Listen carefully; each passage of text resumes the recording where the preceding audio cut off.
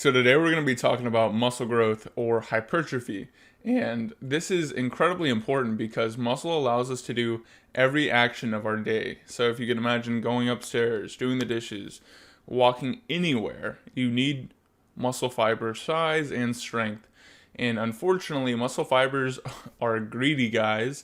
They have immense metabolic demand to be grown and to be maintained, and they've shown to decrease as we age and remain inactive. But fortunately, by applying some simple physiological principles, every person can make the most of what they have to achieve their health goals through hypertrophy. So that's what I want to do today. We're just going to go through some basic kinesiology principles like the SAID principle, and this is the specific adaptation to an imposed demand. And this is how we're going to modulate volume because that is the driver of our hypertrophy or muscle growth. So hypertrophy basically just means hyper or increase, and then troph is change. So we're going to change and we're going to increase a change in our muscle growth. So volume is sets, reps, and weight. And why that's important, because the SAID principle basically is how much demand are we going to impose on our muscle tissue to get that adaptation. And we're going to use volume to understand how we can increase the sliders in our favor to get that increased hypertrophy over time. So we have repetitions, and we're going to aim for 5 to 12 repetitions at a weight that you can only do for an RPE of 6 to 9.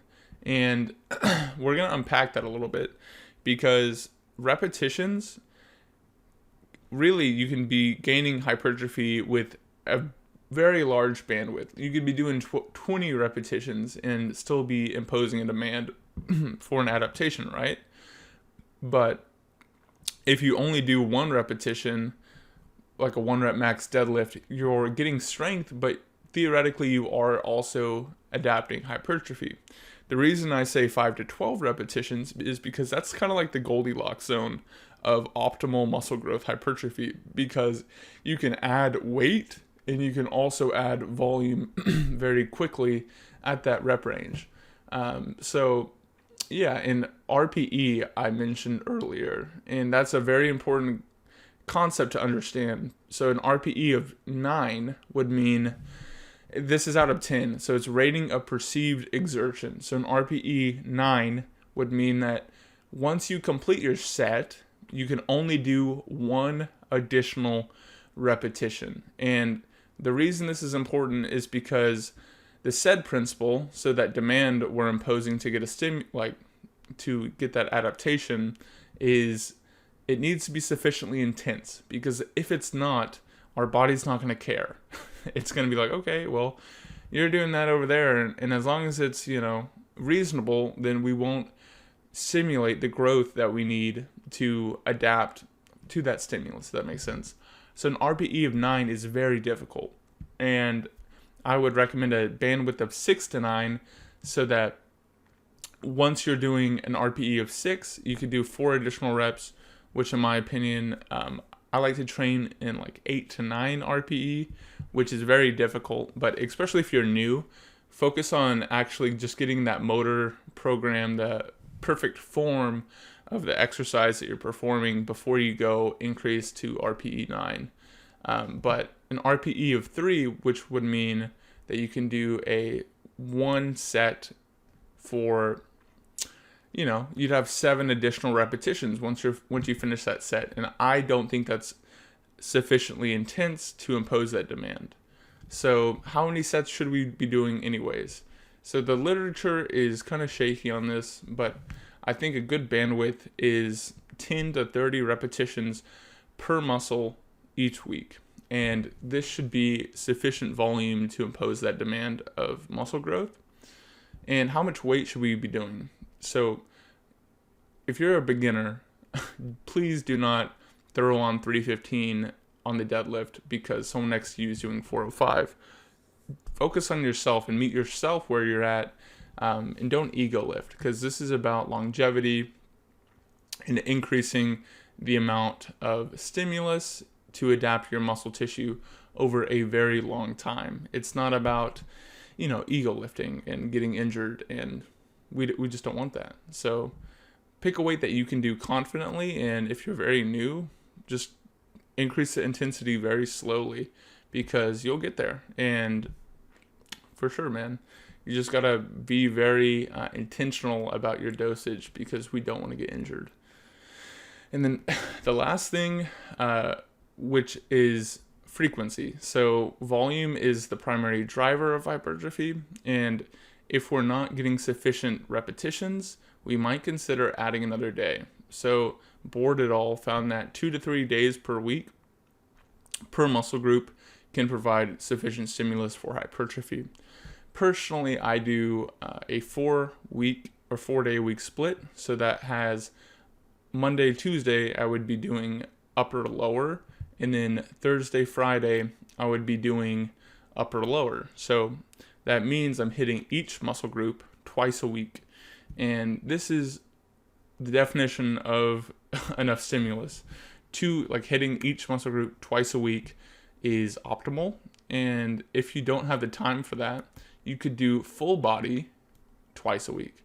So you'd be hitting every muscle group every day for 2 days a week. And this should provide that stimulus that we're looking for a muscle growth.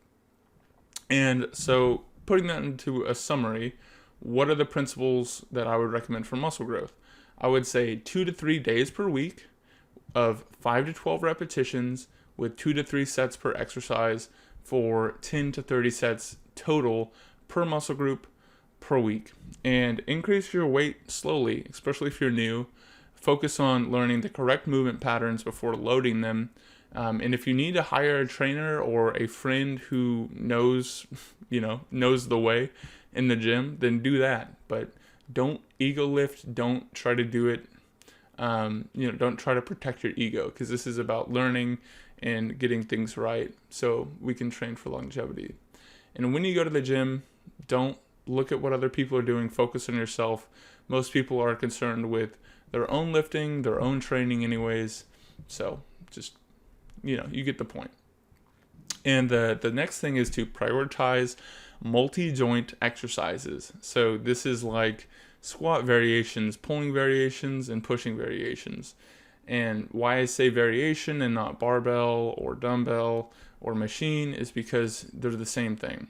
So in the example of a pulling motion, you can do a horizontal pull or a vertical pull. And in the example of a horizontal pull, you could be doing a barbell, you could be doing a dumbbell, you could be doing your body weight. So any of these variations of push, pull, or legs, you can just adapt to where you are in training. For example, if you're new or simply you just like calisthenics, I would recommend you use a bodyweight variation for each of those 3 movements. So if you see someone doing a bench press and you're not there yet, you could just adapt your push-up variation. So you would be doing 2 to 3 sets of 5 to 12 push-ups. And how you make the intensity harder or easier is if you are newer, you would maybe be doing push-ups on your knees, or you'd be doing push-ups with an incline, or if you're more advanced, you'd be doing push-ups on a decline. So just depending on where you are and really thinking through that 6 to 9 RPE scale will help you in the long run. So you can use any machine implement, barbell, dumbbell, whatever really feels best for your joint, so that you can get the most longevity. And the reason I say multi-joint exercise is because it's going to get you the most bang for your buck. So think about how efficient you can be in the gym. So if you go and you see people doing bicep curls and tricep extensions, those are great. They're accessory isolation exercises. However, if your goal is to increase your hypertrophy, your muscle stimulus, even get, you want to hit as many things as you can in the shortest amount of time possible, because we're all busy people. We lead busy lives. So we want to be doing multi-joint compound exercises. good examples of these are a barbell back squat, a bench press, a deadlift, because you're hitting 300 pounds for 5 to 12 repetitions.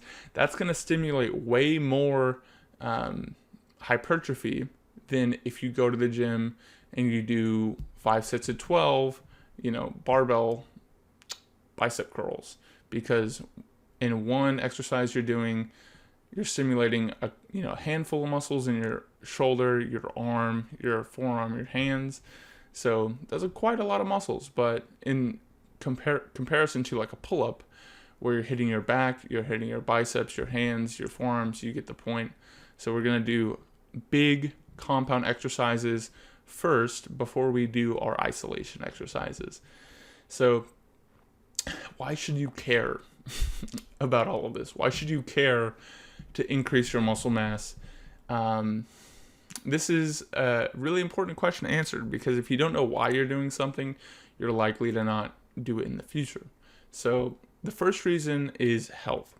So there is an inverse relationship between inflammation in the form of C-reactive protein, CRP, and physical therapy. And it's possible this relationship is mediated by skeletal muscle. So inflammation is a predictor of death. It's a predictor of worse health outcomes.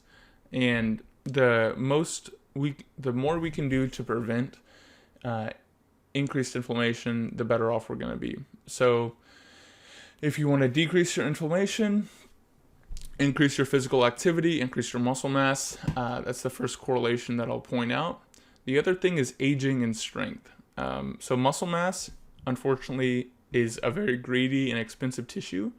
So it decreases 1 to 1.4% each year you age after 30. And this can be a pretty big issue for people, because sarcopenia, or age-related muscle mass, can lead to increased mortality. I think if you are in the lower quartile of strength, which is correlated with muscle size, you have a 250% increased risk of all-cause mortality, which is a very, very big correlation, because mortality, we want to live for as long as we can, right? We want to live forever. So muscle mass is actually correlated with reduced mortality. So that's another reason, if you care to live to see your grandkids, it might be a good idea to prioritize some hypertrophy. And it works. So if you want to increase or decrease your aging or your strength loss, your power loss with aging, it's been shown, there's a case study that an 85-year-old chronic weightlifter, or someone who lifted for a very long time, demonstrated similar power to a 65-year-old control group who did not lift. And this suggests a 20-year advantage with long-term resistance training. And that is incredible, because what that shows is that you can essentially rewind the clock 20 years just by lifting resistance training. So that's really cool, because if you look at two people, so one of them is frail, and they might, when they sit down, they have osteoporosis, and when they sit down, gravity is going to accelerate their body weight, and just the force that their vertebra or their spine has to resist is enough to fracture their spine, which might seem kind of crazy, but it's not, because that happens to people all the time, because they're frail, they're weak. And you want to be jumping up on curbs with your grandchildren, go hiking with your family in your old age. You don't really want to be worried about, how fast am I sitting down? Am I going to fracture my hip today? So what are the problems you want to have when you're older? But yeah, that's why I like resistance training, because it can attenuate, or it can reduce the, aging. So it can make you have a longer health span for a longer period of time. And the reason we should perform resistance training is because of the size principle. So there are different types of muscle fibers. We have slow twitch, we have type 2A, we have type 2X. And this is to say that type 2 fast twitch muscle fibers are those that produce fast force. So they produce, if you needed to jump to avoid a snake or something, you need to produce very large amount of force very quickly. And to stimulate their growth, we must exercise, and that must be sufficiently intense to recruit and maintain these fibers. So that's why we turn to resistance training to stimulate that demand of resistance training so that we can hypertrophy or grow our muscle size for our type 2 fast twitch muscle fibers in addition to slow twitch muscle fibers. And the size principle just means that we have to be intentional about how intense our exercise is that we are performing. And next, we're going to be discussing a little bit of nutrition, because without intaking the building blocks to produce the muscle, we are lost. So we should aim to consume about 1 gram of protein per pound of body weight to support muscle growth. And this is because your muscles are made out of protein. They're made out of amino acids that sustain your muscle. And unfortunately, the recommended daily allowance from the FDA is 0.8 grams of protein per kilogram, which in my opinion is too low for healthy adults. Obviously, consult your doctor before changing your diet. However, I think you could probably get away with 1 gram per pound if you don't have any comorbidities. But yeah, consult your doctor, because I'm a student physical therapist and I'm just trying to give you what has worked for me. So sleeping is also very important, because muscle is built not while you're in the gym, but while you're in the bed, right? Why is this the case? Because when you're awake and you're burning muscle in the gym, you're flagging it for destruction. And if you're not sleeping, you're not remodeling to get the actual growth of the muscle. And this is because when you sleep, your hormone environment is more anabolic, because cortisol decreases, and cortisol is a stress or fight or flight hormone. And things like an anabolic hormone, growth hormone, would increase when you sleep. So if you could imagine flagging or lifting weights so you can flag your muscle tissue to be repaired, that repair happens when you sleep. So this is why you should be sleeping 7 to 9 hours a day, which might seem like a lot to you, but I will also remind you that sleeping is good for other things other than hypertrophy and muscle growth, like mental health. So, do the best you can, but that's the reason for hypertrophy. So, yeah, I think that's a quick little podcast that I have for how to grow muscle and hypertrophy simplified.